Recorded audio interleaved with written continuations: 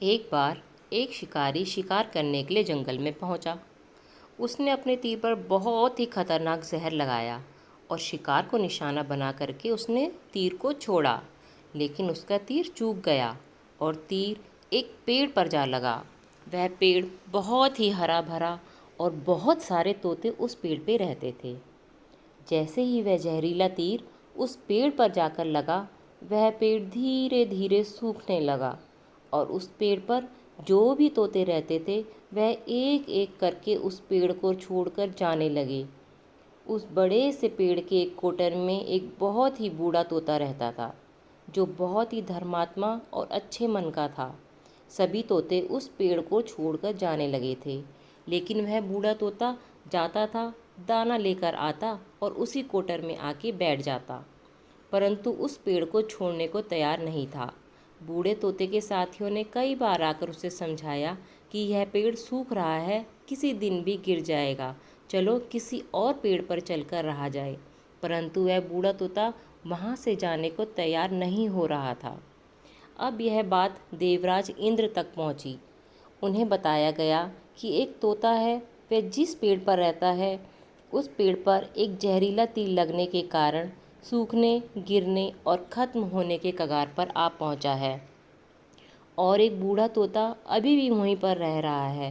वह दाना लेकर आता है और वहीं पर रहता है, जबकि उस जंगल में बहुत सारे पेड़ हैं, लेकिन वह उसी पेड़ पर रह रहा है। देवराज इंद्र प्रकट हुए और उस बूढ़े तोते से कहने लगे, आप बहुत धर्मात्मा हैं, बहुत ही अच्छे मन के हैं, लेकिन आप इस पेड़ को छोड़कर किसी और पेड़ पर चले जाइए, क्योंकि यह पेड़ कुछ ही दिनों में गिर जाएगा।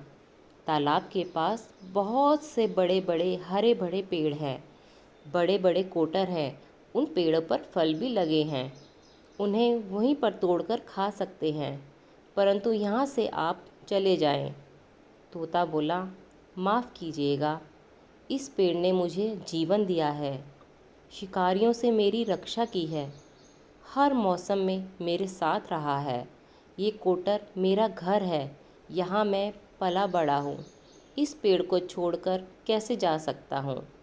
इस पर संकट आया है तो क्या मैं इसे छोड़कर चला जाऊँगा? मैं ऐसा कभी नहीं कर सकता।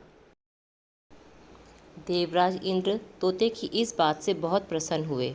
उन्होंने तोते से कहा, मैं आपकी इस बात से बहुत ही खुश हूँ, मांगो जो आपको मांगना हो। उस बूढ़े तोते ने कहा, मुझे बस इतना मांगना है कि जिस पेड़ ने मुझे जन्म दिया, जहाँ मैं रहा पला बड़ा, जिसे आप मेरी जन्मभूमि कह सकते हो, आप इसे फिर से वैसा ही हरा भरा कर दो जैसा यह था। देवराज इंद्र ने अमृत से उस पेड़ को सींच दिया और पहले की तरह हरा भरा कर दिया। अब वापस से उस पेड़ पर आकर के बाकी तोते रहने लगे। वह बूढ़ा तोता कुछ समय तक जिंदा रहा, फिर उसकी मृत्यु हो गई और वह स्वर्ग में चला गया।